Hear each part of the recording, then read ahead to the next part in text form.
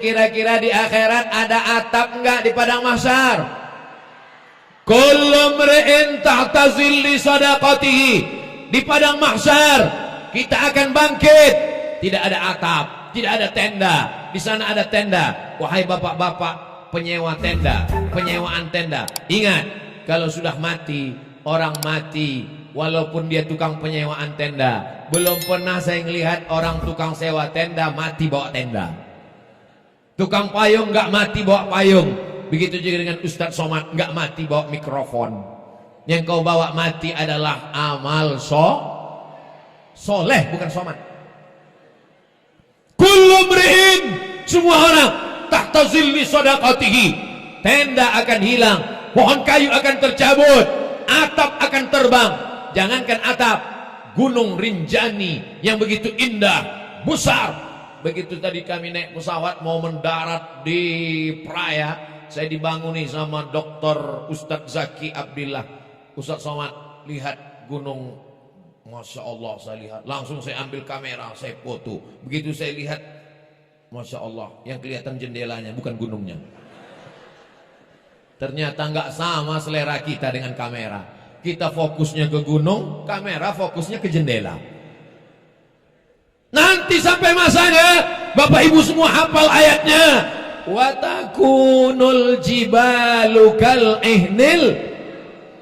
Nanti sampai masanya gunung-gunung itu tercabut kal ihnil manfush, seperti bulu kambing yang ditiup angin. Siapa yang sombong? Siapa yang angkuh? Siapa yang bakhil? Siapa yang pelit? Siapa yang medit? Ambil bulu kambing. Bulu kambing yang kemarin waktu kurban, ambil bulu kambing, tiupkan ke wajahnya. Hei orang pelit.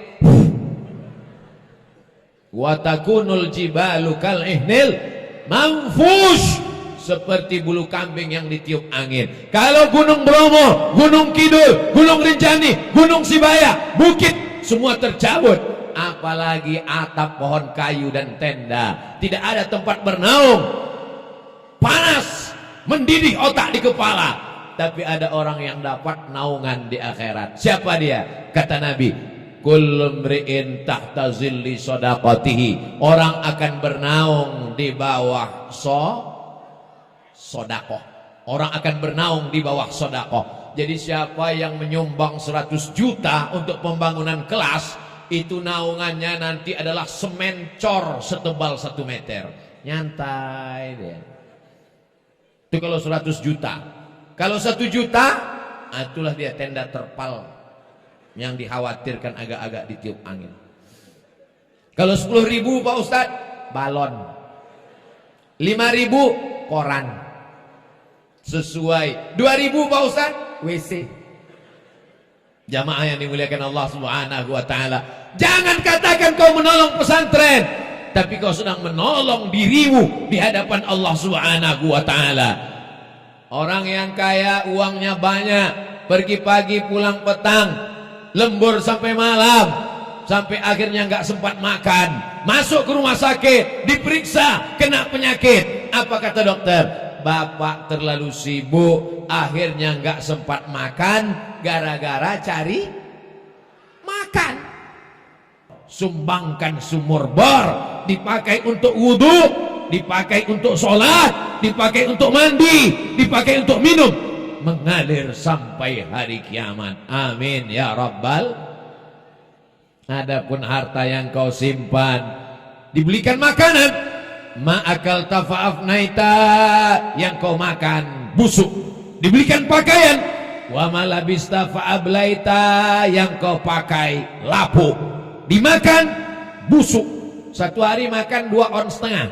Makan pagi sarapan, makan siang, makan malam, 2 ons setengah. 1 bulan 7,5 kilo. 1 tahun 100 kilo. Saya Abdul Somad, walaupun kurus-kurus begini, sudah membusukkan 4,5 ton beras. Kalau 4 ton kotoran kambing, maaf, disiramkan ke bunga, itu insya Allah bunganya harum semerbak, cantik, warna-warni. Tapi bunga yang ada di kanan kiri saya ini bukan karena kotoran kambing. Kenapa? Karena ini bunga plastik. Tapi kalau kotoran manusia, mohon maaf beribu maaf, disiramkan ke cabai, bukannya merah, kuning, layu, langsung mati. Begitu tak berharganya manusia. Ma'akal tafa'afnaita, yang kau makan busuk. Wa malabista fa'ablaita, yang kau pakai lapuk. Abdul Somad kalau meninggal dunia, peci tinggal, mikrofon tinggal, baju tinggal, sorban tinggal. Sudah lama ceramah, tapi di Al-Badriyah ini luar biasa. Sorbannya sampai 2 lapis.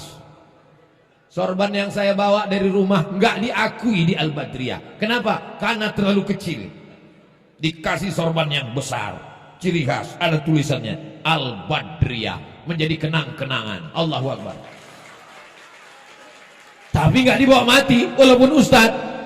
Ma'akal tafa'afnaita, yang kau makan busuk. Wa malabista fa'ablaita, yang kau pakai lapuk. Wa mata soddaqta, yang kau sedekahkan, fa'amdaita, itulah yang akan menolong sampai hari kiamat. Berganti generasi. Ceramah ini bisa sampai berapa lama? Abdul Somad ceramah paling kuat 60 menit, sesuai yang tertulis di botol 600 ml. Umur sampai kapan? Mungkin Abdul Somad bisa ceramah sampai 2040 kalau malaikat maut tidak datang. Tapi kalau sudah selesai, habis tamat riwayat, inna lillahi wa inna ilaihi. Kalau jamaah di Lombok mendengar berita Ustadz Somad meninggal di Riau, apakah mau mengirimkan Al-Fatihah? Masya Allah, semangat jamaahnya. Nampaknya mereka ingin betul aku cepat mati. Itu bukan tandanya mereka ingin Ustadz mati. Mereka sangat cinta dengan Ustadz Somad. Betul? Ustadz Somad ini kalau ceramah dari tadi nggak mau ngelihat ke sini. Dia ngelihat ke sini terus. Apa yang Ustadz lihat ke sini? Saya bukan lihat orangnya. Yang saya lihat itu pohon kayu. Ada tulisan jamaah laki-laki tapi isinya perempuan.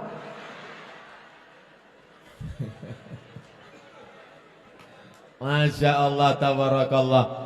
Kebahagiaan kita bersama hari ini. Semuanya bahagia, senang, karena hari ini ulang tahun 36. Mudah-mudahan sampai hari kiamat Pondok Pesantren Al-Badriyah, Badar artinya bulan purnama. Tala'al badaru alaina min saniyatil wada' wajib syukru alaina mada'a lillahi da ayyuhal mab'usu fina ji'ta bil amril muta' ji'ta syarraftal madina marhaban ya khairada. Enaknya kalau solawatan rame-rame, yang gak hafal gak ketahuan.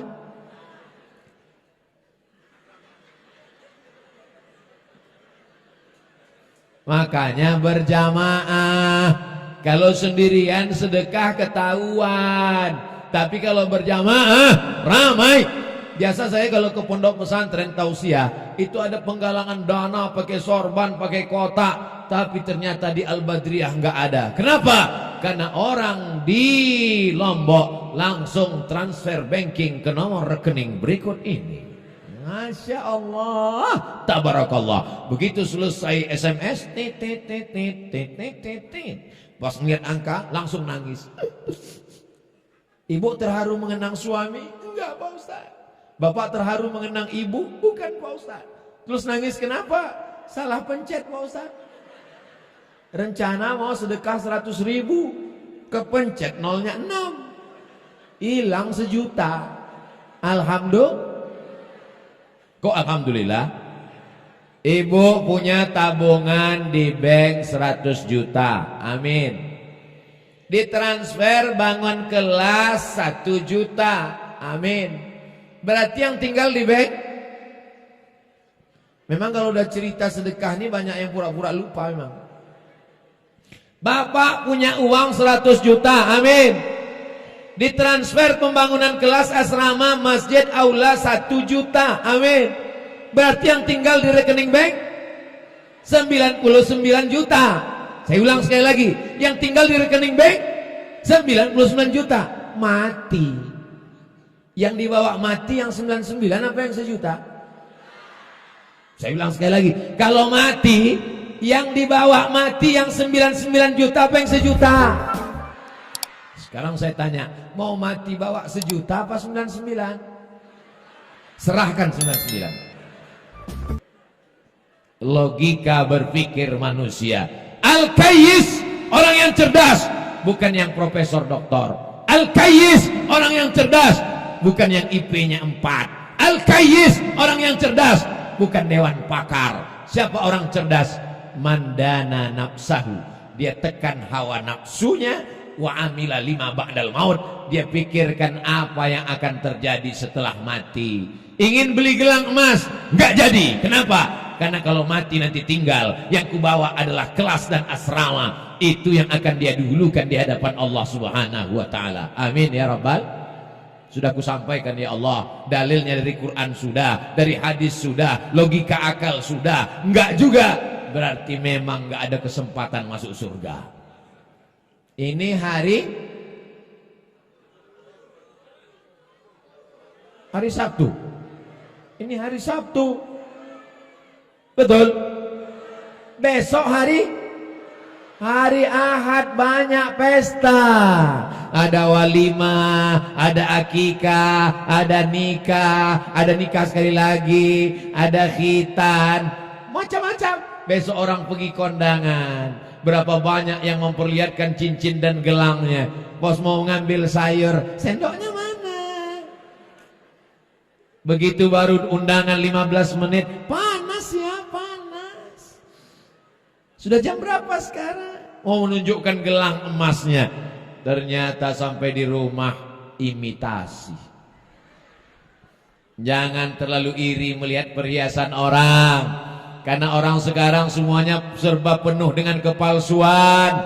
Anak-anak muda juga jangan terpukau melihat wajah perempuan di Facebook. Karena ternyata pakai filter.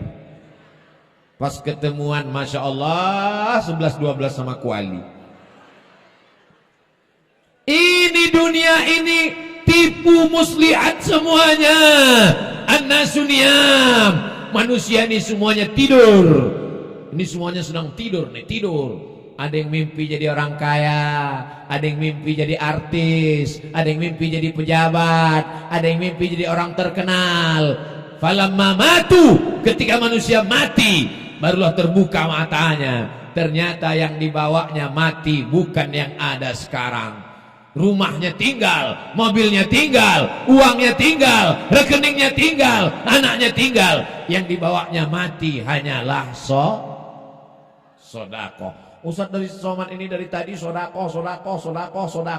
Memangnya sodako ini untuk apa? Untuk bekal mati menghadap Allah. Banyak orang yang siap mati sekarang. Saya siap mati. Memangnya malaikat maut waktu nyabut nyawamu nanya, sudah siap? Mati itu mau siap mau nggak siap tetap mati. Yang kita pikirkan itu bukan mati. Yang kita pikirkan itu setelah mati itu kita mau kemana? Kalau kita sempat mewakafkan harta kita, Ustaz Somad, beda wakaf sama sedekah itu apa? Saya wakafkan tanah ini untuk pembangunan asrama seluas 2 hektar tunai.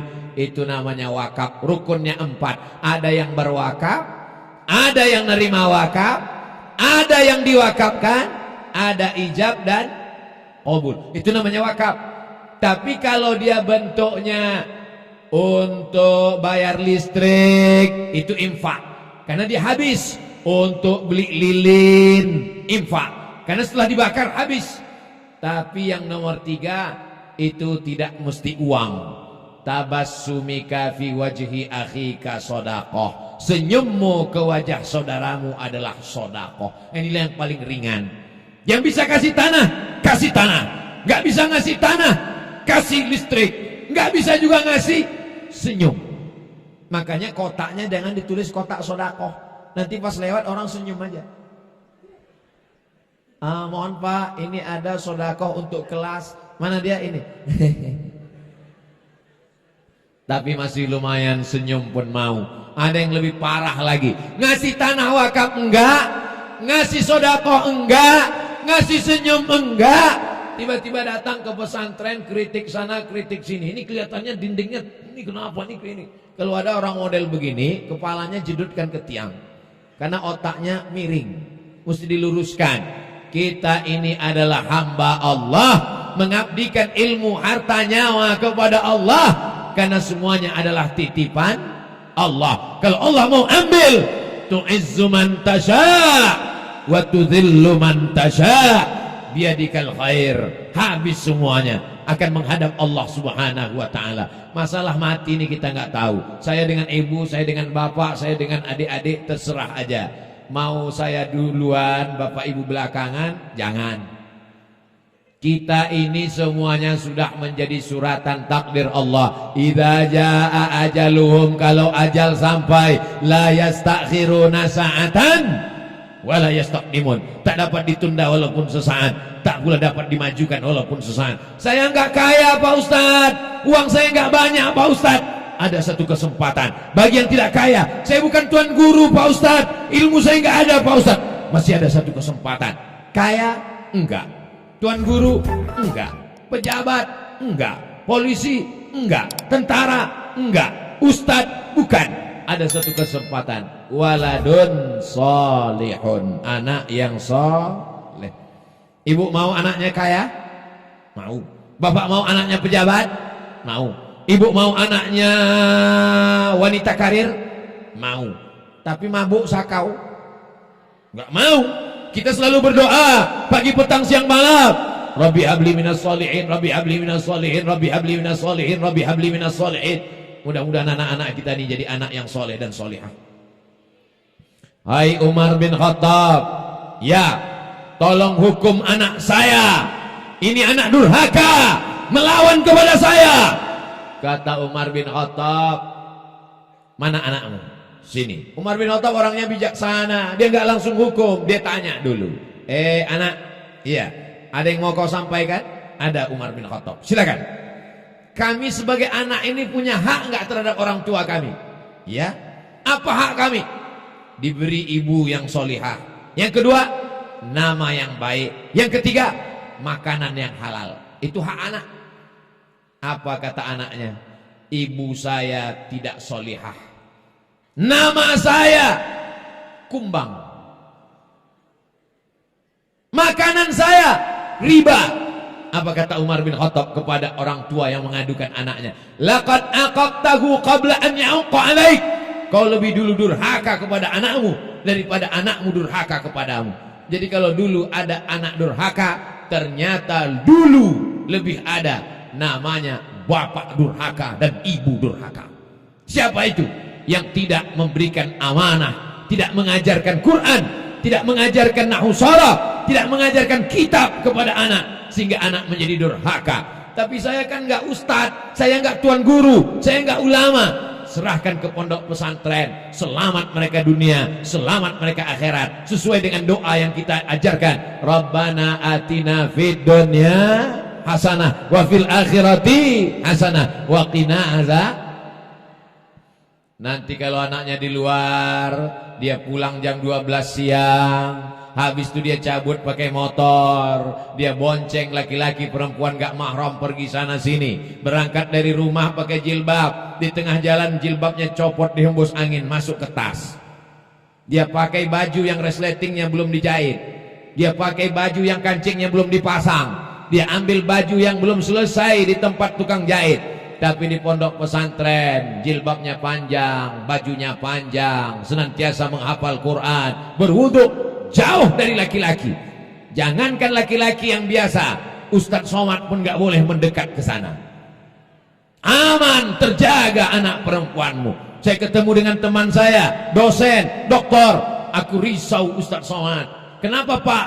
Anak saya perempuan. Kalau saya pergi ngajar, saya khawatir anak saya dibawa cabut sama temannya ke mall, jalan-jalan, naik mobil, kacanya gelap, hitam, 100%. Tapi sekarang hati saya tenang Pak Ustadz. Kenapa? Anak saya sudah masuk pesantren, laki-laki perempuan, terjaga, terpelihara. Banyak orang ragu memasukkan anak ke pesantren. Nanti kalau anak saya di pesantren cuma bisa baca kitab, nggak punya ijazah. Al-Badriyah, SMP, SMA, Sanawiyah, Aliyah. Ustaz tahu dari mana? Ada tulisannya di atas, SMA Al-Badriyah. Jamaah yang dimuliakan Allah Subhanahu wa taala. Saya tadi begitu sampai kemari agak heran juga. Ini kok lain di pesantren Al-Badriyah ini?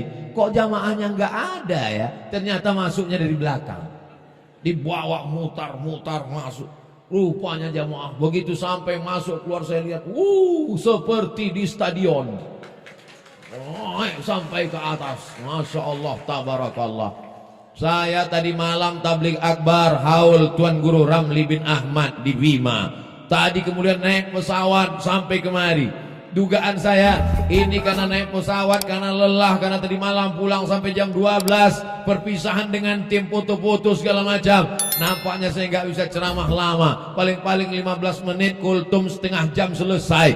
Rupanya saya sudah ngomong 70 menit, dipotong mati lampu sebentar. Jamaahnya semangat luar biasa, jamaahnya tahan, yang jauh nggak dapat tempat duduk berdiri semangat. Kenapa mereka nggak duduk? Karena memang nggak ada kesempatan untuk duduk. Di atas juga masih semangat, di sana juga masih semangat, jamaahnya semangat, ustadznya nggak kuat. Masya Allah, tabarakallah. Ustadz Somad, apa pesan-pesan Ustadz untuk kami? Sudah saya sampaikan semuanya. Guru-guru ini bukan karyawan. Jangan kau anggap anakmu pakaian kotor, bau, masukkan ke laundry, bayar, besok tarik. Guru bukan karyawan laundry. Ustadz dan ustazah adalah orang mulia yang memberikan waktunya, tetes peluh keringatnya, air matanya, mendoakan anak-anak kita setiap malam. Mestinya kita cium tangan guru-guru kita ini. Saya datang ke sekolah anak saya, mau saya cium tangan gurunya. Begitu sampai, enggak jadi, karena gurunya perempuan. Terima kasih ibu guru, terima kasih ustazah, kau sudah mendidik anakku pandai menghormati orang tua. Dia mencium tanganku. Kau sudah didik anakku menghafal Quran. Kita ini bukan apa-apa dan bukan siapa-siapa. Walaupun bapak jenderal, walaupun ibu dokter spesialis, walaupun bapak profesor doktor, belum tentu bisa mendidik anak-anak. Betul? Saya insya Allah kalau disuruh tabligh akbar di tengah stadion tanah lapang sepak bola, siap insya Allah. Tapi kalau disuruh mendidik anak-anak, mohon maaf, 10 jari saya angkat, minta ampun, gak sanggup. Saya pernah diundang ceramah di TK. Berikut ini mari kita dengarkan tausiah yang akan disampaikan oleh Profesor Dr. Abdul Somad LCMA. Begitu saya tampil, satu pun gak ada yang peduli. Saya ceramah, mereka ketawa. Akhirnya 5 menit saya ngomong, semuanya ribut, putus asa saya. Saya panggil kepala sekolah kecil, ibu-ibu. Ibu, tolong bu, ibu pawangnya kan? Iya. Ini udah gak terkendali lagi nih bu. Akhirnya si ibu ngomong di depan, anak-anak, lihat ibu semua ya. Semuanya tenang. Di situ baru saya disadarkan. Seolah-olah ada ilham ke dalam hati saya. Hai Abdul Somad, kau belum ada apa-apanya. Anak-anak kita diajar di sini, dididik, berdisiplin, taat, on time, tepat waktu. Jangan kita rusak di rumah. Di pesantren Al-Badriyah dia diajarkan bercelana panjang. Yang laki-laki, yang perempuan pakai jilbab panjang. Jangan sampai rumah orang tua yang merusak anak. Begitu sampai di rumah, ibunya ngecat rambut 3 warna, merah, kuning, kelabu. Begitu sampai di rumah, dia lihat ibunya pakai rok pendek, yang merusak anak. Ma min mauludin illa yuladu alal fitrah. Anak ini suci, anak ini fitrah, anak ini bersih. Fa'abawahu, kedua orang tuanya, yuhawidanihi, merubahnya jadi Yahudi, yunasiranihi, merubahnya jadi Nasrani, yumajjisanihi, merubahnya menjadi Majusi. Kesalahannya selalu dikatakan anak muda, kesalahan remaja, kesalahan anak muda, padahal kesalahan mak-mak, padahal kesalahan bapak-bapak, termasuk kesalahan Ustaz Abdul Somad. Karena Ustaz Somad juga bapak-bapak. Kita saling nasihat menasihati. Watawasau bil haq watawasau bisab. Ustadz Somad ini ngomongnya menyinggung perasaan saya Pak Ustadz. Kunci dengar ceramah Ustadz Somad satu, jangan tersinggung. Karena beberapa jamaah dengar ceramah saya tersinggung, pulang sakit jantung, meninggal. Saya tidak pernah ingin menyindir orang, saya tidak pernah ingin ngata-ngatain orang. Saya hanya menyampaikan yang ada dalam pikiran saya, ayat-ayat Al-Quran, hadis-hadis Nabi. Ke depan, kalau sekarang ada anak pesantren Al-Badriyah kelas 1 SMP, kelas 1 Sanawiyah, 3 tahun lagi tamat, 3 tahun lagi tamat, 6 tahun tamat, 4 tahun S1. Tahun 2022 Ustadz Somad datang ke Al-Badriyah, dia kelas 1 SMP. Maka tahun 2032 dia sudah selesai S1. Dia yang akan jadi PNS, dia yang akan jadi kepala dinas, kepala badan, kepala kantor, polisi, tentara, dokter spesialis, pengacara, lawyer, advokat. Kita ini masa lalu, Abdul Somad ini masa lalu. Masa depan itu adalah aku dan kamu. Kita ini semuanya masa lalu Pak. Bapak akan mati, ibu akan meninggal. Yang masa depan itu adalah anak-anak kita. Padi kita tanam, tumbuh rumput. Tapi kalau rumput kita tanam, tidak akan pernah tumbuh padi. Kalaulah menanam rumput tumbuh padi, itu lapangan golf padi semua isinya. Tapi anak-anak yang kita sekolahkan ke pesantren, sudah kita didik dengan baik. Ingat, kalau ada ibu yang jilbabnya panjang, ibu rajin tahajud, ibu rajin doa, ibu yasinan, tahlilan, solawatan. Tapi anak perempuanmu kau biarkan rambutnya lepas, auratnya terbuka, setengah kakimu di surga, tapi setengah akan dia tarik ke dalam neraka. Kenapa kau tidak menutup aurat? Kenapa engkau tidak berdoa? Kenapa engkau baca Quran? Karena aku tidak dididik dengan baik. Bapak, ibu diminta tanggung jawab, akan ditanya tentang nikmat Allah. La tus'alunna yauma idzin anin. Kamu semua akan ditanya tentang nikmat, dan diantara nikmat itu adalah nikmat anak. Nikmat anak akan diminta tanggung jawab di hadapan Allah. Tapi beban kita menjadi ringan dengan adanya pesantren Al-Badriyah. Saya ucapkan selamat milad pesantren Al-Badriyah yang ke-36. Saya ucapkan selamat tahun baru Hijrah 1444 Hijrah, mencari puyuh di Bukit Selasi. Thank you dan terima kasih. Ingat, puncak dari tabligh akbar bukan pengajiannya. Puncak dari tabligh akbar adalah doanya. Mudah-mudahan doa kita nanti yang dibimbing oleh Tuan Guru, barokah doa beliau, barokah makbulnya lisan beliau, barokah munajat beliau kepada Allah. Semua kesulitan kita dilepaskan Allah Ta'ala, rezeki kita dibukakan Allah Ta'ala, anak-anak kita jadikan anak-anak yang soleh dan solehah. Terima kasih atas segala perhatian. Mohon maaf atas segala kesilapan dan kekhilafan. Aqulu qawli hadza, nasrun minallah wa fathun qarib. Wassalamu alaikum warahmatullahi wabarakatuh.